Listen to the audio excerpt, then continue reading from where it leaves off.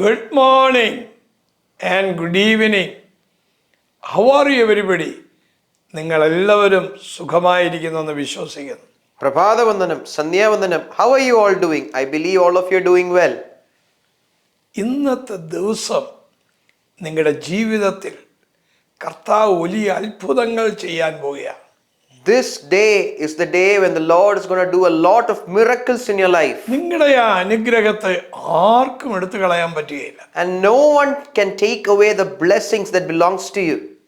ക്രിസ്തു ആരാണെന്ന് നിങ്ങൾ രുചിച്ചറിഞ്ഞാൽ, If you come to taste and see who the Lord is, ആ രുചിയിൽ നിന്ന് നിങ്ങൾക്ക് മാറിപ്പോകാൻ പറ്റുകയില്ല. you cannot turn away from the taste of our Lord Jesus. അതിനപ്പുറത്ത് വേറൊരു ടേസ്റ്റ് ഇല്ല. And there's no better taste than our Lord. അവന്റെ നാമം, His name, അവന്റെ വചനം, His word, അത് തേനിലും തെൻകട്ടയിലും മാധുര്യമുള്ളതാണ്. it is more sweet than honey and the honeycomb. ലൂക്കോസ് 7:13 പഠിക്കുമ്പോൾ, When we study the Gospel of Luke chapter 7 verse 13, അവളെ കണ്ടിട്ട് കർത്താവ് മനസ്സലിഞ്ഞു. and the Lord saw her and he had compassion on her. അവളോട് യേശു പറയുകയാണ്, കരയണ്ട എന്ന് പറഞ്ഞു. And Jesus is asking her not to weep. Hope in the middle of loss. നഷ്ടങ്ങളുടെ നടുവിലുള്ള പ്രത്യാശ. നമ്മുടെ ജീവിതത്തിൽ നഷ്ടങ്ങളുടെ നടുവിൽ ഒരു ഹോപ്പ്, ഒരു പ്രത്യാശ നമുക്ക് ആവശ്യമാണ്. In the midst of our losses in life, we must have a hope. നമുക്ക് ഒരുപാട് നഷ്ടങ്ങൾ വരാം. You know, a lot of losses might come into our lives. ചെയ്യുന്നതും തൊടുന്നതും എല്ലാം നഷ്ടങ്ങൾ. Whatever we try and attempt, it might end in a loss. എന്നാൽ ഒരു കാര്യം ഉറപ്പാണ്, But one thing's for sure, certain. അതിന്റെ പിന്നിൽ നമുക്കൊരു പ്രത്യാശ വേണം. Behind all of it, we must have a hope. ആ പ്രത്യാശ That hope നമ്മുടെ ജീവിതത്തിൽ അനുഗ്രഹത്തെ കൊണ്ടുവരും. will bring blessings into our life. അതുകൊണ്ടാ പറഞ്ഞിരിക്കുന്നത് ആശ്വസിപ്പിക്കുന്ന ദൈവ സാന്നിധ്യമെന്ന്. That's the reason why it says the presence of God that comforts us. സങ്കീർത്തനം 34:18 പഠിക്കുമ്പോൾ, When we study Psalms 34 verse 18, ഹൃദയം നുറുങ്ങിയവർക്ക് യഹോവ സമീപസ്ഥൻ, the Lord is close to the brokenhearted, മനസ്സ് തകർന്നവരെ അവൻ രക്ഷിക്കും. and he saves those who are broken in their spirit. തകർന്ന മനസ്സ്, The broken heart, ഉടഞ്ഞ ഹൃദയം, the broken spirit, ദൈവം നമ്മളെ ഒരു വലിയ സ്ഥാനത്ത് എത്തിക്കാൻ പോകും. the Lord is going to take us to a great position. മനോവ്യസനം ഹേതുവായ ഒരു മനുഷ്യന്റെ മനസ്സിടിയിൽ A person's heart is broken because of the sorrow in ഒരു his heart. നല്ല വാക്കോ ഹൃദയത്തെ സന്തോഷിപ്പിക്കും. But a good word brings joy to the heart. Hope in the middle of loss. നഷ്ടങ്ങളുടെ നടുവിലുള്ള പ്രത്യാശ.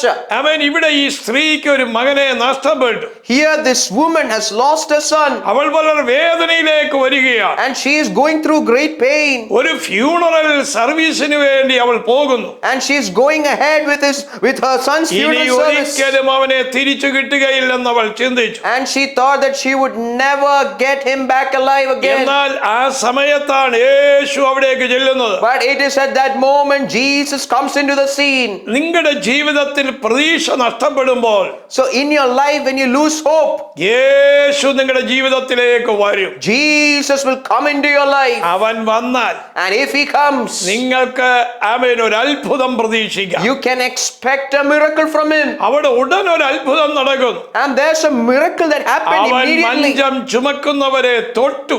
And he touched the bearers of the corpse. ആ ബാലൻ അവൻ ചാടി എഴുന്നേറ്റു. And that son rose. ഇന്ന് പകൽ ഈ സമയം നിങ്ങളുടെ പ്രശ്നത്തെ യേശു തൊടാൻ പോകും.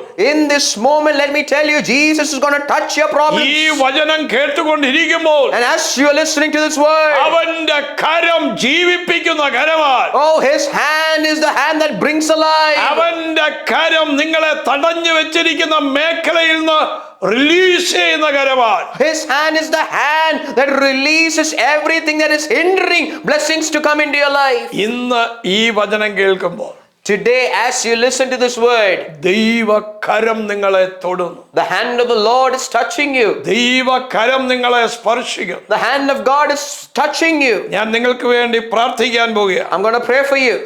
Do not weep. കരയരുത് നിങ്ങൾ. കരയണ്ട. You do not have to weep. കർത്താവിന് അറിയാം കരയണ്ട എന്ന് പറഞ്ഞത് എന്തുകൊണ്ട്. So the Lord said, do not weep, and he has a reason to say that. ഒരു നല്ല ഉയർപ്പുണ്ട്. Because there is a good resurrection that's awaiting. ഈ മരണം ഒരു ലാഭമാണ്. And this death is a profit, a benefit. സൗഭാഗ്യകരമായ ഒരു ഭാവിയുണ്ട്.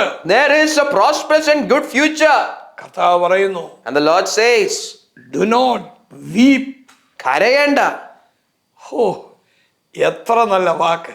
Oh, how great and good of a word is that. പെട്ടെന്ന് അവൻ കണ്ണു തുറന്നു. And all of a sudden he opened his eyes. ഇന്ന് നിങ്ങളുടെ ജീവിതത്തിൽ കണ്ണടഞ്ഞ ചില സബ്ജക്റ്റുകൾ കണ്ണു തുറക്കാൻ പോകും. This day, the subjects that have closed their eyes are gonna open them today. നിങ്ങൾ വേദനപ്പെട്ടിരുന്ന ആ വിഷയത്തിൽ ആമേൻ, ദൈവം അടുത്ത 2 ദിവസങ്ങൾക്കുള്ളിൽ അത്ഭുതം ചെയ്യാൻ പോകും. In the subject that you were going through great pain, in the upcoming 2 days, the Lord is going to give you an answer in it. ഞങ്ങളുടെ കർത്താവേ, Our dear Lord, ഈ ജനത്തെ ബ്ലസ് ചെയ്യുന്നു. I bless this people. അങ്ങയുടെ കരം നീട്ടണമേ. Oh Lord, stretch forth your hand. അങ്ങ് മഹാത്ഭുതങ്ങൾ ചെയ്യണമേ. Oh Lord, do great miracles, oh Lord. രോഗികൾ സൗഖ്യമാകട്ടെ. May the sick be healed. Miracle, Alpudam.